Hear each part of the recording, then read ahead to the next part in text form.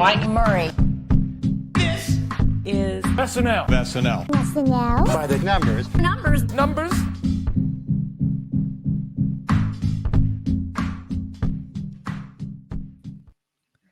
Hello, everyone. Good night. Welcome to SNL By The Numbers. I am Mike Murray. I'm doing my best John Schneider impression right now. I'm not doing a great job, but we are covering episode 945 of Saturday Night Live, hosted by Jenna Ortega with musical guest, the 1975. And the 1975, I heard that musical guest, they were back. They were in the show once before with Larry David. And now they're back. And I was like, 1975, that's a pretty significant year. This is a numbers show, the year SNL started. And then later in the night, they did a Parent Trap sketch talking about their birthday. They were born on October 11th. And I was like, wow, born on 10/11 with musical guest, 1975. So opening take right there. But I'm going to throw it over to John Schneider. How you doing, John? I'm good, Mike. I've always wanted to know. You like Schlitz? Do you, Mike? Is that what you're drinking? This is H2O tonight. Okay, for sure. I'm doing great. You, excuse me. You threw me off a little bit with the whole good night thing because I figured that's not. You don't really start a show by being like, "Hey, good night, everybody." Like I feel like that's how you kind of wrap the show. So, interesting call, Mike. But very happy to be here. It's been about a month since I got to talk some numbers, so I feel like I've had this anticipation to go through the screen time and talk it all over with you. You've been doing a great job on the show the last month, so thanks for welcoming me back. Yeah, good night, John. It's great to have you. And it's even better to say good night to someone we've been wanting to have the show on for a while, great supporter of ours, and finally get to meet him and talk to him about all things numbers, all things SNL. It's Dave Standish. How are you doing, Dave? I'm doing great, Mike. Yeah, we've been trying to work this Wednesday night gig out for a quarter, and it took until the middle of March. But I love the episode that we're going to talk about, Jenna Ortega, and yeah, I'm happy to be here and glad it all worked out. And yeah, this is my don't tell John, but this is my favorite segment of the week. So just to look over these numbers and how the cast flows week to week and how everything evolves, including like season totals and averages and like said how hot this might be getting. So yeah, it's my favorite show of the week. So I'm glad to be a part of it. And shout out to Chris Redd because we hope he's watching. So. For sure. You might recognize Dave if you've heard his voice before. You might recognize him from last summer where he was our representative out at the Great Outdoors Comedy Festival out in Calgary and got us a great interview with Chris Redd if you missed that. So go back, check that one out. You'll get to hear Dave and hopefully we'll get to do that again this summer, Dave. Yeah, and Dave, first of all, yeah, no SNL content, Great Outdoors Comedy. Go ahead, Dave. Sorry, yeah, no SNL this year, John. Sorry, guys. Yeah, no SNL content at the Great Outdoors Comedy Festival in Calgary, Edmonton this year. Have they announced anything for Just for Laughs for Montreal yet, John? No, that will be coming soon. So TBD on that, but we will be there. We'll have to work on that then. For sure. If any of our listeners are coming up for Just for Laughs, obviously let me know that. And we're going to have some representation from our podcast over there. So stay tuned. That'll be a summer thing. But for now, we got to keep talking season 48 because we are right in the thick of it, Mike. Yeah, absolutely. I'm just throwing the screen time up here. And John, if you might do the honors in a moment for me and read them out. But first of all, it just... Dave, did you say that this is your favorite episode of the season, or that By the Numbers is your favorite show of the SNN, or both? Well, I wouldn't say Jenna was my favorite episode of the season, but I do enjoy. Like I said, I'm a numbers guy. I'm an accountant. I'm a sports broadcaster, so numbers is 99% of my day. So I do enjoy this aspect of it, and I appreciate you doing all this incredible work frame by frame this TV show that we love so much. And no, I mean, Hot Take is great and Monday Night is great, but I like this as well. So it's interesting to see these numbers already. Appreciate it. I mean, that means a lot. And I was curious asking you, did you look at this show from a numbers point of view your entire life watching it, or did you kind of hop in with us in the past few years? Well, I think the fact that there were so few cast members, like the original 7, of course, and then it never got to more than about 12 or 13. Then when it got to 16 and 18 and 20 and PDD came in, and I'm a Melissa Villaseñor fan or stan from before she was even on the show. And so when her numbers started to diminish, I was just like, what's going on with that? And then people like Punky and Chloe and ladies like that, how they compared to each other. And it's a very interesting idea. Like I said, the fact that there's so many cast members, how they split it up, how they decide who's going to be on, if people want a night off, or if they're begging for every sketch they can be in. There's always those dynamics to it. And like we were talking about before we went on the air, how some of the cast members are really hot, then they're really cold. Like Andrew had nothing a couple of weeks ago, and then they're back up again. And then just how it flows throughout the season, what difference Cecily leaving at the end of December has made. So yeah, this stuff is fascinating. I really like it. Awesome. John, if you wouldn't mind reading them out, and then I want to hear your take on the episode a little bit, and then we'll dive in. Absolutely. Well, ladies and gentlemen, season 48, episode 15, screen time coming at you right now with Jenna Ortega, our host, obviously leading the pack at 20 minutes and 10 seconds. Mike, how does that compare to some of the other hosts this season, just out of curiosity? It's right in the middle. It's higher than Michael B. Jordan, but lower than Travis Kelce. It's lower than Woody, but it's pretty good for a first-time host regardless. Awesome. Well, great job, Jenna. We'll talk a lot more about her later on.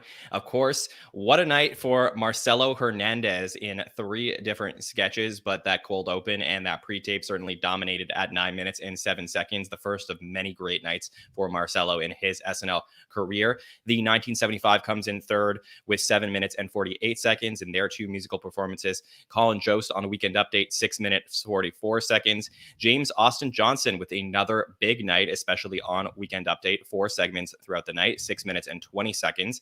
Mikey Day also was a big player this week with 6 minutes and 3 seconds. Kenan Thompson, 5 segments and 5 minutes and 48 seconds. Heidi Gardner in 3 segments and 5 minutes 44. Molly Carney, a huge night for them, 5 minutes and 41 seconds. So we were talking a lot about Molly lately, a great night for Molly.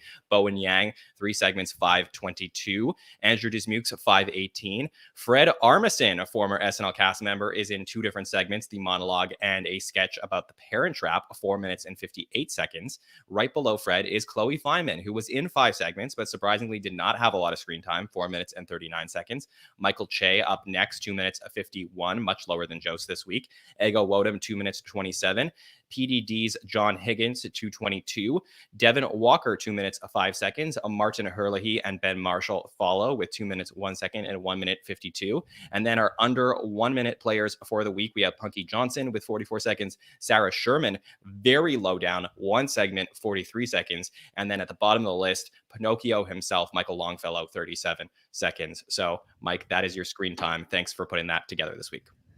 Absolutely, and great take by Eric in the chat. Hell yeah, Marcelo, first rookie to get first since J.J. last season, and that's correct. So, we're going to talk about some breakout episodes later, but for sure, that's always something that's cool to look at. See J.J.'s first episode of his career, he was top of the cast, and now here we look at Marcelo with 9 minutes, 7 seconds. So, like I said, we're going to dive into some data about exactly that later, but great call, Eric.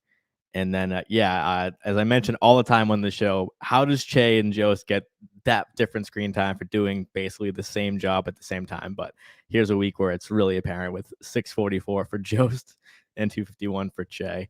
But, it's up and down, but that's always funny to see that. And then, Heidi and Marcelo also starring in the second longest cold open of the season. So the longest was Megan Thee Stallion's, which was 8:48. That was the January 6th hearing cold open. So that was the longest of the season. And now a really long 8 minute, 10-second cold open this week puts Marcelo and Heidi's numbers really up there. John, so just your take on the episode in general and what you see here.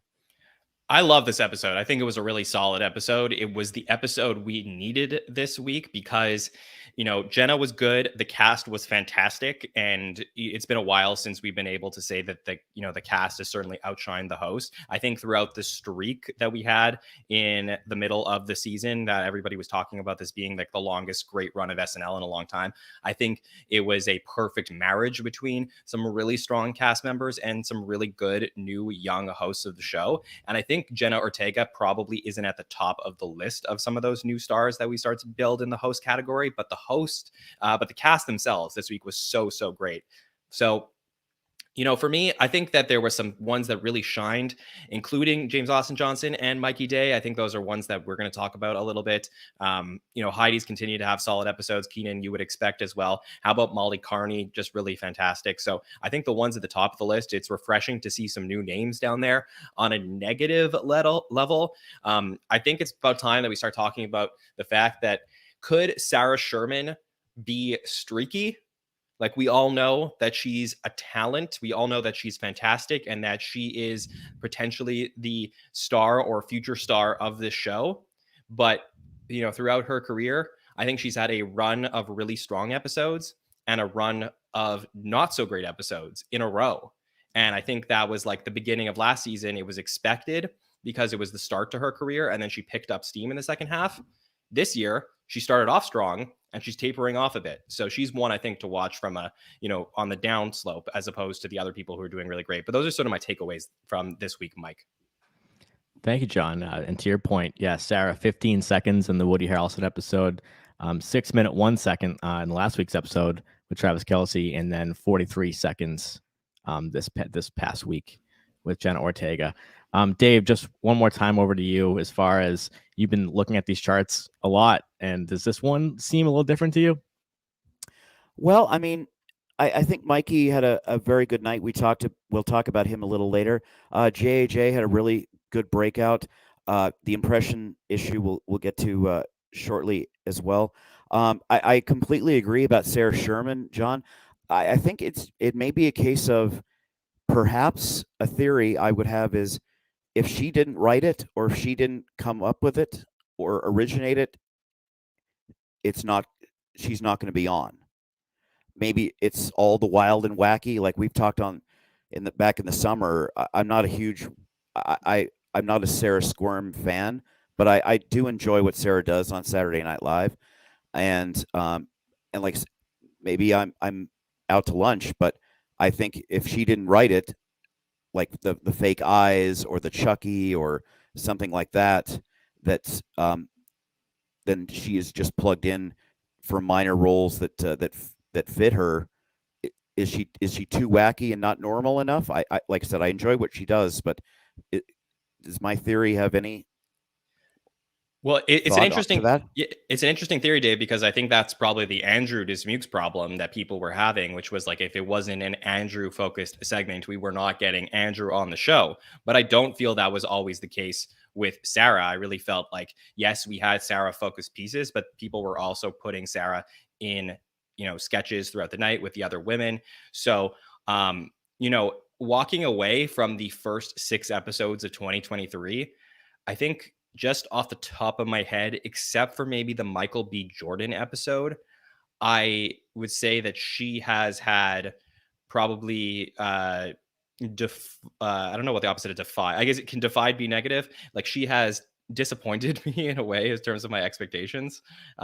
Whereas I came into 2023 off of that long mid-season break, telling like everybody, like, you got to see this Sarah Sherman person on the show. Like, she is so great. And I'm not saying she's having a bad, start to the 2023. I'm just saying that she's just like not doing what I thought she would be doing, which was like just breaking out and dominating a show like she did at like around the new year. Well, I don't know if consistent domination can be expected simply because, again, the cast is so big. That's what Chris Redd said in an interview a couple of back in November, I think, with Mark Maron. He was kind of waffling about coming back, and then they add 4 cast members, and he's like, "Okay, I'm done. There's no way I'm going to be fighting for the limited screen time I'll probably get." And so that's a big reason why he didn't come back, and he was such a late exit to the roster for 22, 23. But like I said, there's so much talent and there's so many great ideas.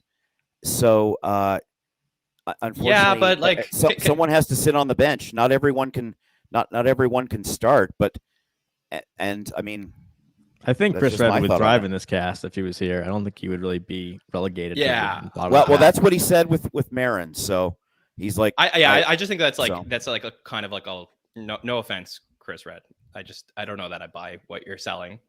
Because first of all, there's less cast members than there were last season. We all agree that Chris would be crushing it if he had stayed on the of show. course. So that's, Of course. to me, that's not a question. But the thing is like, if James Austin Johnson and Heidi Gardner and Kenan Thompson can consistently be in the top 5 to 7 screen time getters in a given week, what I don't get is why Sarah Sherman isn't lumped in with that group, because clearly she has the star potential to do that. And it felt to me like NBC was pushing her to be in that position. So like if I'm a writer, like I see Monette in the chat brought up Dan Bula and Sarah Sherman. They often write together and put out sketches. Again, I'm not shitting on Sarah. I'm just saying that like I would expect that every writer is like, we have to put Sarah in our sketch because it's going to make it better. And that is where I'm surprised so far, just from a negative perspective. There are a ton of positives I take out of this run. It's just that's the one that I'm like, from a numbers perspective, I'm like, what the hell's going on? Well, especially after Cecily left, that's a big chunk of the female roles open for everyone else. And it sounds like since 2023 flipped the calendar that Sarah hasn't had as much of the, let's say, because this is the By the Numbers show, the female percentage.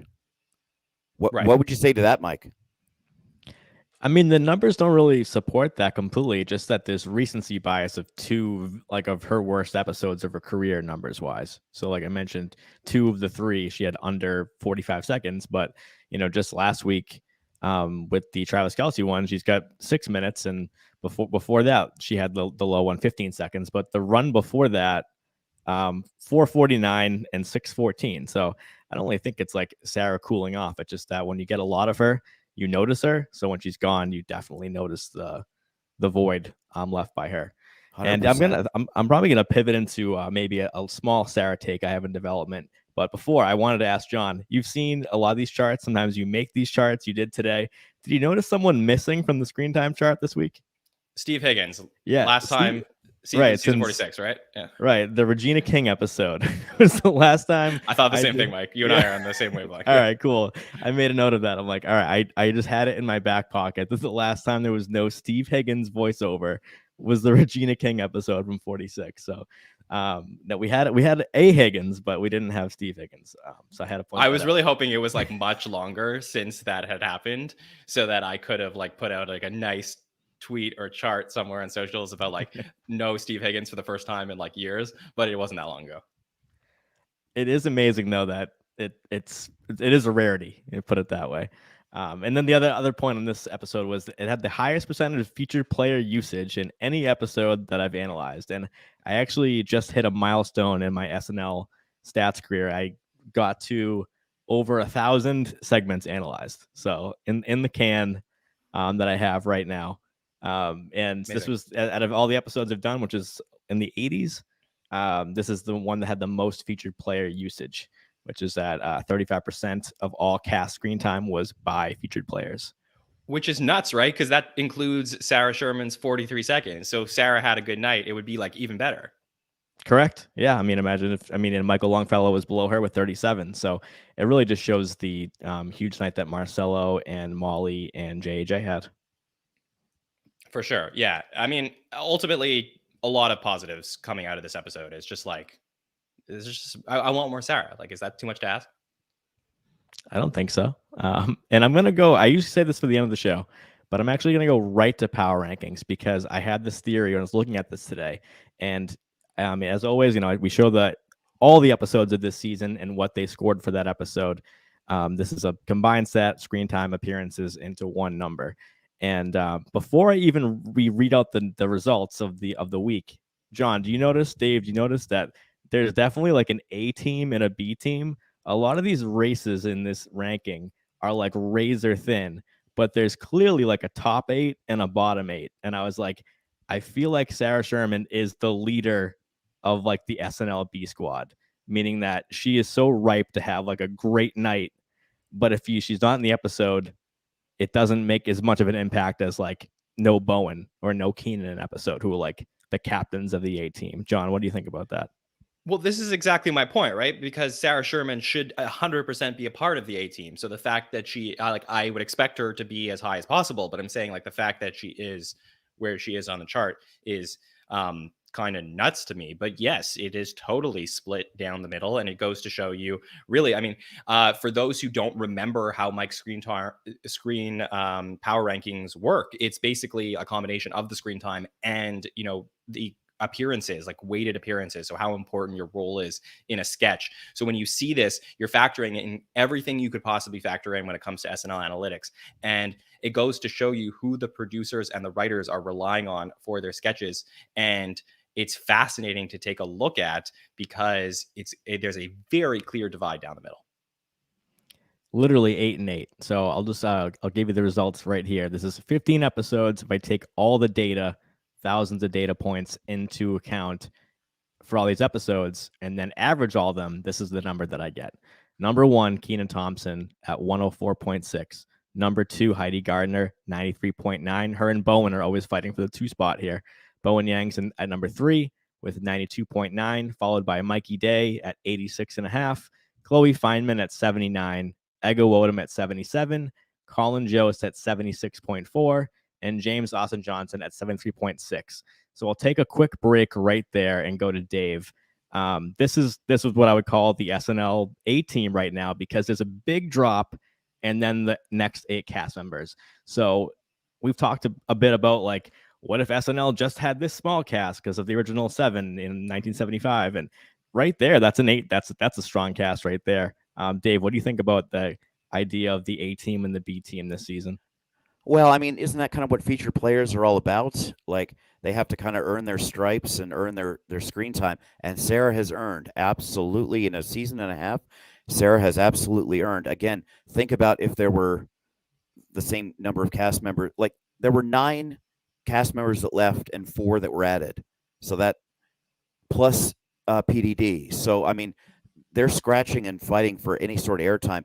But, I mean, like, my comparison, guys, that I see is Kelsey to Ortega, and how a few of the guys and girls got, let's say, nights off. Like, Heidi was way down.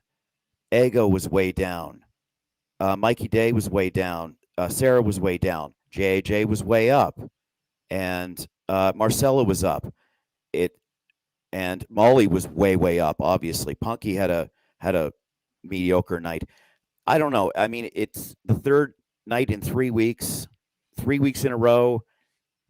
I don't know. I'll take a turn this week. You take a turn next week. So neither of us are tired. Maybe. But like I said, they're either big for Jenna and small for Travis, or they're big for Travis and small for Jenna, and with Jost and Shay being the exceptions. I mean, and Dismukes goes from 0 to 67. So that's the thing that jumps out at me, especially looking at these last 2 and 3 weeks. And the other thing is that this particular chart, the power ranking, I don't really personally care on a week to week basis, what the numbers are. I mean, it's interesting if you're just going to analyze a specific episode, but when you're talking about analyzing a cast member season, I think that this chart gets better every week because we have more data to factor into the averages. So for me, to your point, Dave, I don't really care if somebody, had one good week and then one bad week, or on or off, depending on the type of episode or type of host. What I do care about is how it affects the average in the season. So that's the number that I really am focused on when it comes to analyzing how this should look. And the other thing is that if this was the postseason of season 48 and somebody asked me, like, who were the cast members that excelled, I think you're right. There is, you would naturally expect the rookies to be there. I think that what has happened this season is we have our featured players and we have our repertory players, but there's a very clear 2-person swap that really should be made, right? It doesn't happen because of seniority. But in theory, Andrew Dismukes and Punky Johnson are theoretically featured players this season, and Sarah Sherman and James Austin Johnson are theoretically repertory players, just based on the data.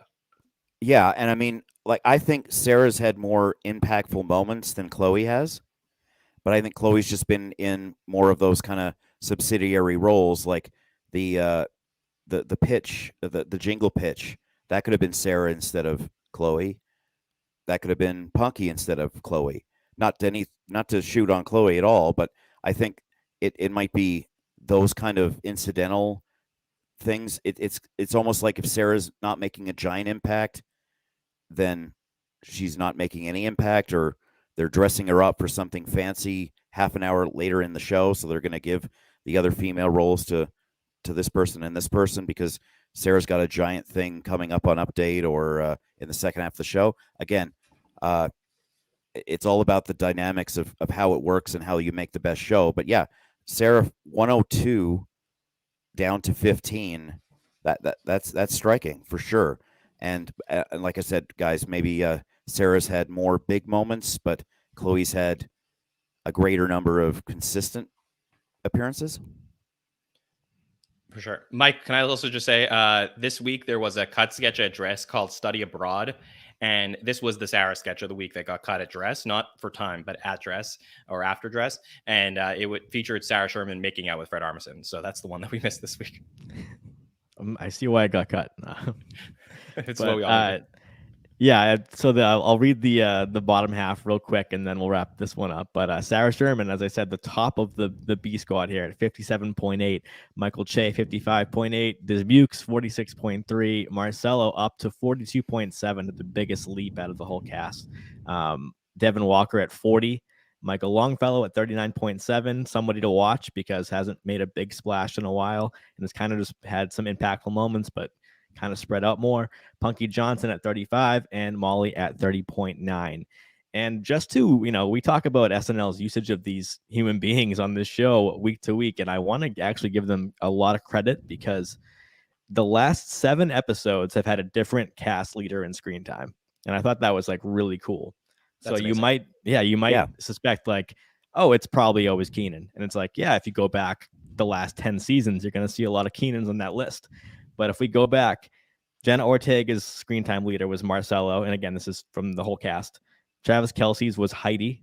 Woody Harrelson's was JJ. Pedro Pascal's was Bowen Yang. Michael B. Jordan was Keenan. Aubrey Plaza was Mikey Day. And Austin Butler was Cecily. So that's the last 7 episodes of the show. Each time has had someone who's been at the top of the list.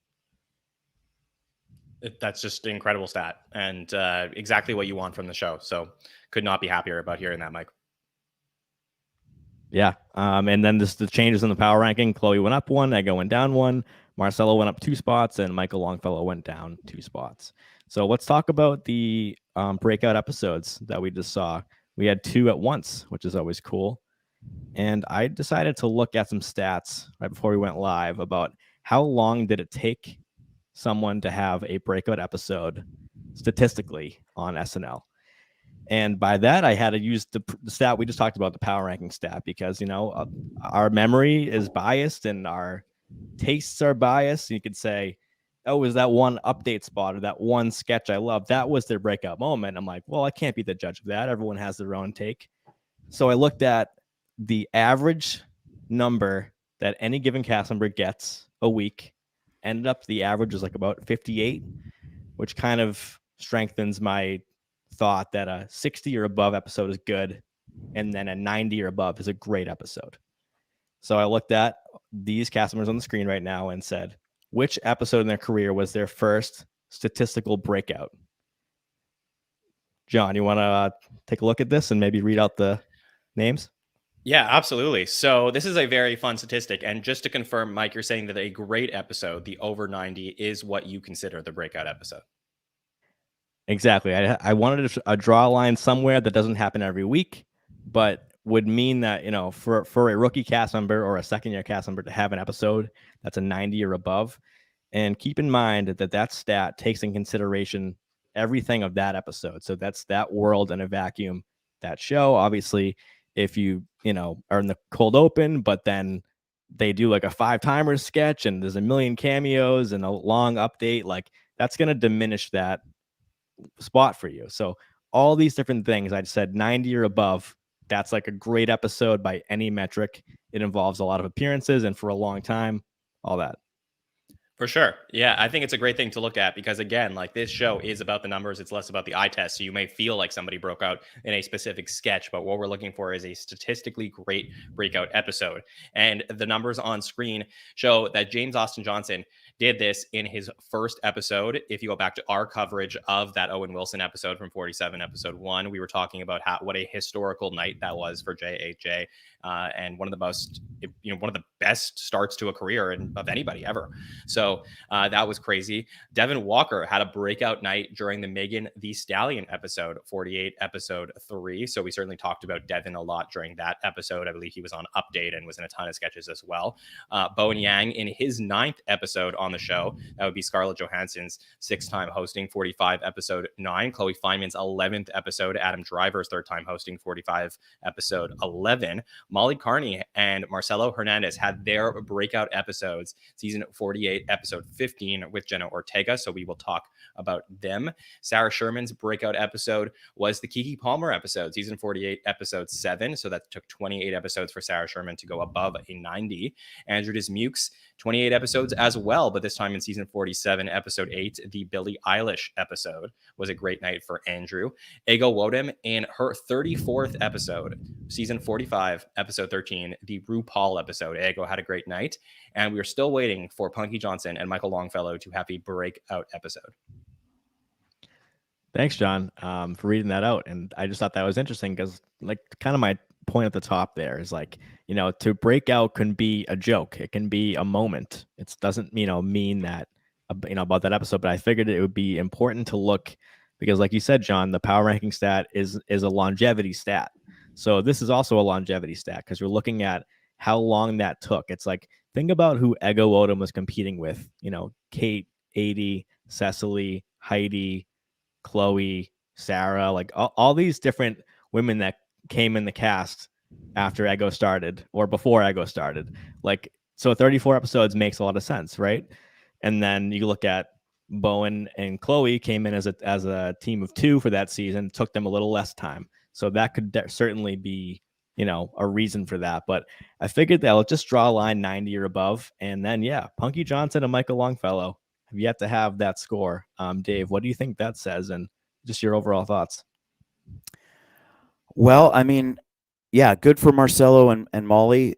Well done to them. Yeah, I mean, Bowen certainly stood out in those first 9 episodes, and then the Scarlett Johansson episode was huge for him.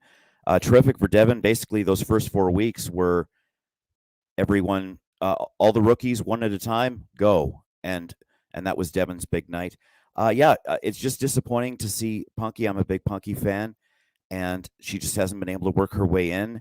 Michael Longfellow, he had that great weekend update segment.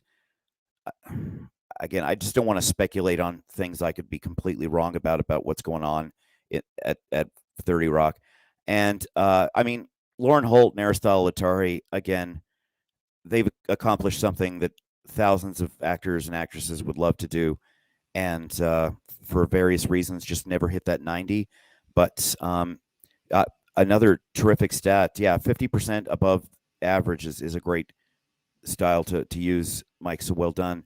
And hopefully this means a lot more for Marcelo and Molly specifically as we go to the second half of the year. Yeah, Mike, you're just on mute, so just be careful. Just to point out the significance of the 90, because like I said, someone like Punky or Michael hasn't hit one yet. And as you said, Dave, Lauren Holt and Aristotle did not in their tenure in SNL. I'm looking at Keenan's stat line, and it's like this past week, 99.8. And 2 weeks ago, 150, 160, 136, 99, 118. It's like Keenan regularly does a 90 or above every week. So it's just kind of funny that some of these cast members, there'll be like a huge night for them is like a blip on the career of Kenan Thompson. That just kind of get a kick out of that. Yeah. Can I also just make the point though, like, I don't need somebody to have breakout nights to be a successful SNL cast member.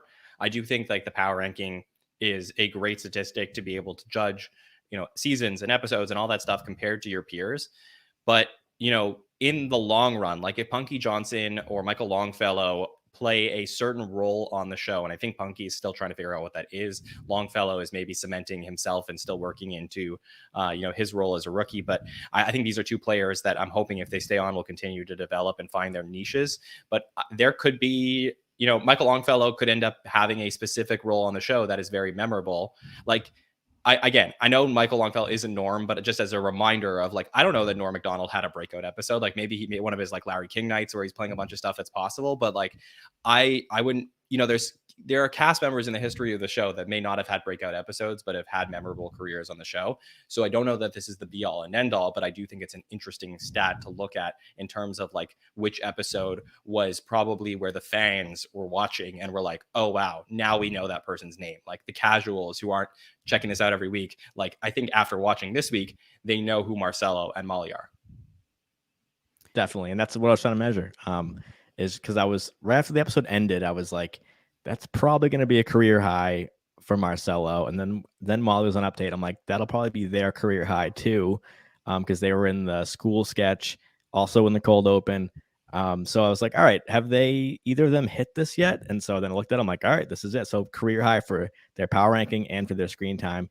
And just I feel like it's just a big deal. I kind of wanted to celebrate these two because it is a competitive cast, and to have an episode like this just shouldn't be overlooked.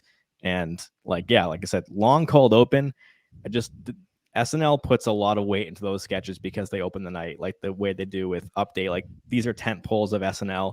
If they have a really bad sketch in the night, it'll probably be forgotten quickly. So I think that having cold opens and weekend updates are what you want to have in the cast, for sure. So. And Molly was their first time on update, so that's cool too. Yeah, and also go ahead, Dave. Yeah. Oh, sorry. Yeah, I thought with Marcelo, you could make the argument 20, 30 years ago that let's say Mario Lopez is the regular red carpet host, so you need to grab someone that looks like or is same ethnicity as Mario Lopez. I think in this case it was, we're going to have Marcelo do this. Let's find the person whose name or likeness would make the most sense. I thought he looked extremely comfortable in the cold open. He was able to work hard with that very long cold open, as you mentioned, and he didn't seem nervous at all. And again, you have to have earned your stripes to have even gotten to the show to begin with. But no, he looked very comfortable. And the Waffle House thing, the sketch that I liked, and I was just reviewing about an hour before we started, and he looked very comfortable there, and that's one of those, you could give that to any male member on the cast, but they gave it to him, and he really earned those spots. So well done, Marcelo, this week, and he demanded to be there, and they recognized that. So good on him. Yeah, I'll also just say, pertaining to your point about Marcelo, which I think was fantastic, Dave, is that I think SNL knew that they would have a lot of younger viewers watching the Jenna Ortega episode. And Marcelo himself was a TikTok star before coming on to SNL. So because you were going to bring in the TikTok audience to watch this show potentially, I think they knew putting Marcelo front and center at the beginning of the night was exactly the right cast member to go with. So it is not surprising at all to me that Marcelo broke out on the Jenna Ortega episode. It is more surprising to me that Molly Carney broke out on this episode, because it is fantastic for them that they did. I just don't know what the correlation between Molly and Jenna Ortega's episode means. I think we're going to have to watch and see the next time Molly breaks out to see if there's some connection between the stats from this episode and the stats from that one. Also, John, this stat just came up perfectly when you mentioned starting the show with Marcelo, is that he does have the highest primetime percentage of any of the featured players. And I thought that was interesting. And that's not just because he was in this one cold open. It's actually been trending that way all year, is that we're seeing Marcelo pretty often for short periods of time, but it's always near the top of the show. And it's a stat that once in a while I check in on. Thought that was interesting. I'd expect J.A.J. to be there, but it was actually Marcelo. Makes sense. Yep. We're going to pivot to someone that's I feel like almost notoriously talked about how they're not talked about, that now I think they're talked about. But John mentioned we should do some Mikey Day talk. And so I was like, all right, that sounds great. Amazing. Can't wait to talk about my man, Mikey Day. Who doesn't You've love got to Mikey have a Day? clip of that X-Men school versus school thing, John. Right, John? Oh, yeah. Of course I do. Yeah, let me bring that up. That's Mikey just going all out this week. Because you cannot yet control the child. So good. Thank you. Right. Actually, I guess I didn't even give my take on this episode of the show because I've been Yeah. busy with the Did you like numbers. it, Mike? Yeah, I mean, because who cares if I like the show? But it's it was classic example, and I mentioned this on the show often enough, but that I was like, it was kind of just okay for me when I watched it, and then I rewatched it, and I like loved it a lot. So a lot of it was because of moments like that Mikey moment where I was like, the sketch wasn't great, but Mikey like brought it so hard that I ended up liking that sketch after I watched it two more times. Oh, he was so good this night. I'll let you lead me in, but I am excited to talk about Mikey. Right. So once in a while, I just compile the longest appearances of their career or of their season, and Mikey has the highest average screen time per appearance in the cast. So when he appears for the longest at 1:34. So that's because Mikey leads a lot of sketches. So I just did a minute and above if you want to see all his appearances that were, over a minute this season. And I also wanted to see how it compared to other seasons. So I looked at his average screen time per episode in the last 4. Season 45, 5 minutes, 6 seconds. He appeared. That was an average episode for him. Season 46, it went down to 4:53. That's 4 minutes, 53 seconds. Went down again in season 47. 4 minutes 41 seconds, and now he's having a smash year right now, which I think we wouldn't have said that 3-4 weeks ago, but he's actually averaging 5 minutes and 58 seconds per episode in season 48. John, are you surprised by that? Well, I am surprised about that because with less cast members, you would expect that all of the cast would have a higher sketch per episode average than they would normally have, right? Because there would be more opportunities to be in sketches in a given episode. But Mikey Day is averaging less sketches per episode this season than in his career. So my thought on that was like, what's going on? Because he's one of the only cast members, I think it's him and Andrew Dismukes, are the only cast members that are actually under average in their sketch per episode average. But the quality of the sketches that he's putting out in terms of both screen time and the roles are so much higher that it actually boosts the perception of his season. So this is a great example of a cast member to dive into when you're talking about, numbers and analytics versus the eye test. And if from my experience discussing with our listeners all season long, I think there was a general apprehension about Mikey Day returning for his 7th season on the show when a lot of his contemporaries had left the show, and they were like, why do we need to see Mikey? We've seen all we can see from him. But I believe Mikey is doing way more this season than he would have had his contemporaries stayed on the show. And it's basically pushed him to do new things. And I think it's reinvigorated his career on the show to the point where I would actually be happy if he stayed on the show longer. And I don't know if all of our listeners felt that way, but I am loving what I'm getting to see from Mikey, and I'm thrilled that I get to talk about it. Yeah, you know what? For a while, I thought Mikey and Alex were sort of tied at the hip, and they couldn't do anything without each other. And obviously, Kyle, that draws me into that Kyle couldn't do much after Beck left a couple of seasons ago. Obviously, the Mikey, Dave, and Alex Moffat partnership quite different, but no, Mikey's broken out. It's almost like people have mentioned in the chat how about there's the alpha male role, and it seems to be Bowen, Mikey, and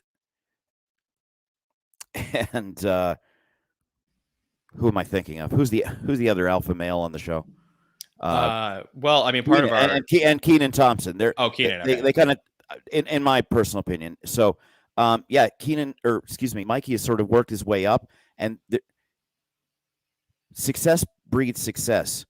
Wow, he did that one thing really good. Let's give him another shot. Oh, look, he did that one even better, and it just snowballs. So well done to Mikey Day. I mean, I don't know if there's a term in entertainment for the guy that tries to get everything back to normal, like the guy from Ridiculousness this past week, or the American Girl cafe waiter, where Mikey's sort of the in-between guy. It's like, okay, let's pull away from the craziness and kind of get back Just to like being the straight man in the sketch, basically. Yeah. And him saying that, it's like, okay, we've gone off the path. Let's get back on the path, because he does that so well, and he's done it so numerous times. And obviously, based on what we saw, even in the photo you're showing here to our video viewers, he's certainly in shape. So a perfect representation for that specific character during that Waffle House sketch, which I enjoyed very much. Right. And to Dave's point, just about the types of roles Mikey does, I'm not going to read the whole list of his appearances, but ones that stand out that aren't cold opens or updates. Blood Oath sketch with Brendan Gleeson, playing Ronald McDonald in the Grimace sketch with Miles Teller, being the director in the Hippo sketch, things like that, like, are all like Mikey roles, I would say. Like, they're not being the crazy person, they're reacting to the crazy. And Yes. then, or even like the Heaven scene, which I think is maybe top 5 sketches of the season from Chappelle, when Mikey Day was as himself reacting and supposedly in real life to being in the sketch. So kind of like full meta Mikey Day moment right there. And I was looking at his stats, and, John, I know you're a big NFL guy as well. Free agency started today in the NFL, and, you hear a lot of stats about different, receivers out there that maybe go in places and they say, oh, they ranked 3rd in yards after catch and these things like that. And I was looking at Mikey Day's stats, and he ranks 3rd in everything. And I was like, if you could, draft a guy or sign a guy who was 3rd in every category, that would be a good guy to have on your team. Maybe wouldn't be your number 1, but someone that you really want in the cast. Just a couple examples of that. 3rd place behind Jostin Shea as cast member with the highest average, appearances on the show, like I said. But also like 3rd most screen time of the men in the cast behind Keenan at 100 minutes. Bowen's at 95 minutes and Mikey's at 90 minutes. Nice even 5-minute chunks between them. He's 3rd most screen time in cold opens behind Bowen and JAJ, and 3rd most screen time in pre-tapes behind Chloe and Heidi. So things like that are just like, you wouldn't necessarily name Mikey Day if I brought the topic up, but he's always right there. John? That is amazing. And you are so right. That is exactly what you would look for if you were trying to build a team. You would want a guy like that on your team. I will say, just to be a little bit of a contrarian to Dave's point, Mikey does do the let's ground the sketch and bring it back to normal thing so well. I think that's the thing, though, that people maybe are a little bit tired of. Like, he doesn't have to be that guy anymore. And the ridiculousness sketch this episode, to me, was the worst in terms of quality of his 4 appearances. His other 3 appearances in this episode, where he's doing Colin Farrell, he's, Professor Xander, and then he's Jenna's father, the guy from the Waffle House sketch, were all nothing like you would expect from a previous generation's Mikey Day. They are what I'm, coining like new era Mikey Day potentially. And these are the things that I want to see, because I think there are other cast members now that can be put in the role of grounding sketches to build them up, teach them the ways, give them screen time, and let people learn them as cast members. Have Mikey stick around as the guy that can stretch himself and do stuff like this. Yeah, it seems like he's the let's everybody get back to normal guy every single time.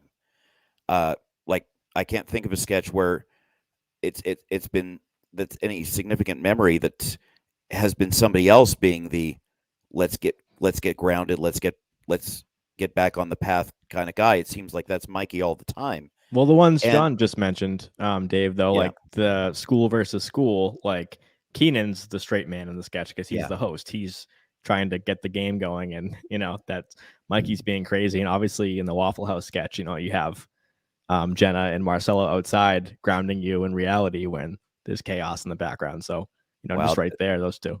Well, yes, that makes sense. But I mean, with Waffle House, there's so much insanity, and it's just a wonderful group effort from everyone, both in front of the window and behind it. I don't know how they did it. Well done to them. I think there maybe a couple of extras that got involved as well, but that sketch was very well executed. And yeah, it's Mikey's played the game show host a few times, and Keenan's played the game show Elliot Pants, I believe, and stuff like that a couple of times as well with What's Wrong with This Picture. So yeah, it's a role that needs to be done for sure. And Keenan does it very well also. But when it comes to Mikey specifically, that's what I think of first, is the straight man, let's get back on the path guy. And but appearances like he had this past Saturday night certainly start to break that down for sure. Yeah, and that's why we are championing this from Mikey. I mean, I would agree with your sentiment, Dave, which is like, I can't think of other cast members that have a tendency to ground sketches as much as maybe Mikey Day has over the last 7 years. But I do believe that they have the players in the cast now that can do that as well as he does. So it can allow him to be put in the roles where he can be like weird AF. And I just want to continue to see that from him. He's very good at weird, no doubt about it. And just so good at writing. But one thing I want to point out with Mikey is that I think he's finally starting to play his age more, maybe just out of necessity, that you have people who are literally way younger than him. Mikey's up there with Keenan, and Mikey's born in 2 years after Keenan. So for context, but just that, like, you don't have to have Beck Bennett, Kyle Mooney, and Mikey Day playing teenage boys anymore. You can actually have Marcelo, Devin, and Bowen do those roles. So that's, I think, one thing that's been changing about how Mikey Day is in the show, just because it's like maybe he's writing those for himself, or maybe it's like, well, it wouldn't make sense to have Mikey Day playing the son of Bowen's character or something, where before maybe you might have to because that's the way the cast shook out. But things like that just stand out to me with Mikey, and him being the crazy dad of Jenna Ortega is just a perfect example of that. Totally. So yeah, that's gonna do it for tonight. But Dave, thanks for being on. And what can we check out? Anything that you want to plug for the show tonight? Well, you know what? I just a couple of the other points I just wanted to raise really quick. I thought Jenna did a very good job. They sort of eased her in terms of a rookie host, and I think she'd have a bigger role, just like Travis Kelce would, on a second and third and fourth appearance. I liked what she did with the X-Men sketch. I enjoyed that very much, and that was another appearance for Molly again. Molly earned the spot to be there because that could have been any cast member playing any fantasy mutant as well. So good on Molly for that. Obviously, Jenna's sort of playing the rogue role of Anna Paquin back in the original movie in 2000. So she did very well. How does she compare? I don't know if you've done the host numbers, Mike, but how is she comparing to first-time cast members during this current season? Other first-time hosts this year? Yeah. In terms of numbers and power rankings. Yeah, I didn't want to just drop that on you, but yeah. Yeah, I mean, I would be curious to know as well, because I do think that, we've had a lot of really strong first-time hosts this season. So, maybe Jenna didn't work for everybody, but I think that from a numbers perspective, certainly we talked earlier in the night about screen time and that being about middle of the pack. Mike, any perspective on any other analytics for Jenna? Yeah, she would be the second lowest power ranking score, Wow. just only above Austin Butler. So Austin Butler was, played some supporting roles in some sketches very well, I might add. And also that was like Cecily's night through and through. So that's not a surprise either. But Jenna Ortega had a 287 score for that episode compared to a 267 for Austin Butler. Oh, and she's also ahead of Michael B. Jordan. So I think about Jenna's and Michael's episodes as being ones where the host did a great job. I would throw Austin Butler in there too. Just 3 hosts that I actually really enjoyed that they weren't the star of every sketch because they were able to do their thing a little bit clearer and not have to read as many lines. And also all 3 actors that are used to acting, pre-tapes. So we saw some great pre-tapes from all 3 of those hosts. Makes sense. Yeah, I enjoyed the road trip with PDT. It always goes crazy. They got out of the office, and I thought they had a good 3-week run on this past session. Definitely. I think I don't know if there's an Aristotle factor, but I don't really see somebody jumping out as the one and done yet. I don't, and I hope there never is one again, honestly. But I don't know if you guys have gotten that sense. But I don't really think anyone is in specific danger at this point.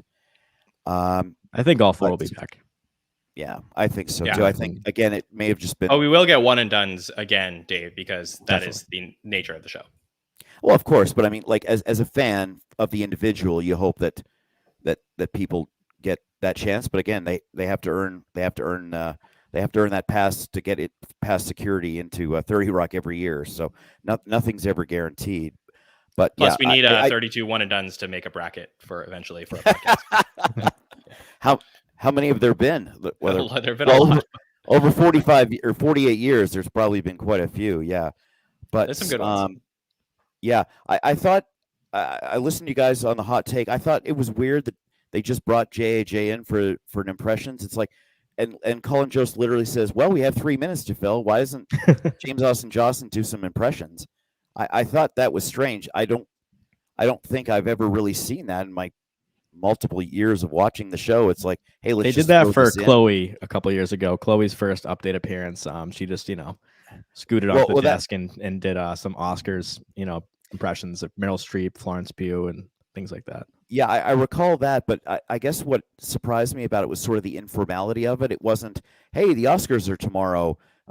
JAJ's got some really good impressions of some nominated actors, just like Chloe did that night. Right. No context, exactly. And Melissa did a couple of times with the Grammys and stuff like that. Yeah. So it's just a case of, it was just, hey, Colin Jost said literally, we have 3 minutes to fill. JAJ come in and do some impressions. So I thought that was a little bit strange, but you guys also talked about that over the couple of recap shows. So James Austin Johnson's 100th appearance on the show was that update appearance. So it was a cool one to have for a milestone. And look out next episode for the Quinta Brunton show, because the first time you see Punky Johnson will be her 100th appearance as well. So big congrats to the Johnson family for those 2 milestones. But John, where can we check you out tomorrow night with the patron feedback show? Yeah, so if you haven't gotten enough from me yet this week, we got one more show, and we're going to have a great time with my friend Casey Killingsworth, who is joining me tomorrow night at 9 p.m. Eastern to answer your questions about SNL. If you want to send those in for Casey and I, we have a form up right now on Twitter. Look for that tweet to send in your questions, or if you're an Instagram person, go to our Instagram stories and reply with an answer to the question that we put out there, and we will get to your questions tomorrow night. To make sure to catch that show, make sure you're subscribed on YouTube, Apple Podcasts, and Spotify. And then after that show is done, we have a very fun show coming up on Monday night, Mike, with a legend, an SNL legend. It is the current anchor of Saturday Night Live, and it is the current announcer of Saturday Night Live and a former cast member, 14 years of the show. Daryl Hammond will be joining us on SNL Stories on Monday night. So can't wait to talk to Daryl on Monday. You'll get that show. Can't wait for that show. For that. Yep, definitely. Yeah. Love Daryl. Anyway, and if you're still here with us, give us a like and a subscribe. That helps a lot too. But thanks for listening, everybody. Thanks to people like Dave who tune in every week and just provide awesome insight, for being guests with me tonight. Just helps the show grow, and we love that, because if it wasn't for people like you, Dave, we wouldn't be doing this. So appreciate you. Yeah. On behalf of the patrons, guys, thank you so much for doing what you do and putting in the hours that you have and working hard to produce interviews like you're going to have here on Monday. So believe me, from the fans to you guys, thank you very, very much for all your effort. We appreciate that, Dave. Thank you so much. And so great to get to talk to all of you and everybody who joined us in the chat tonight. And Mike, great job as always. Thanks, John. And on that note, for Dave Standish, John Schneider, and I am Mike Murray with this Saturday Night Network, we will see you next time.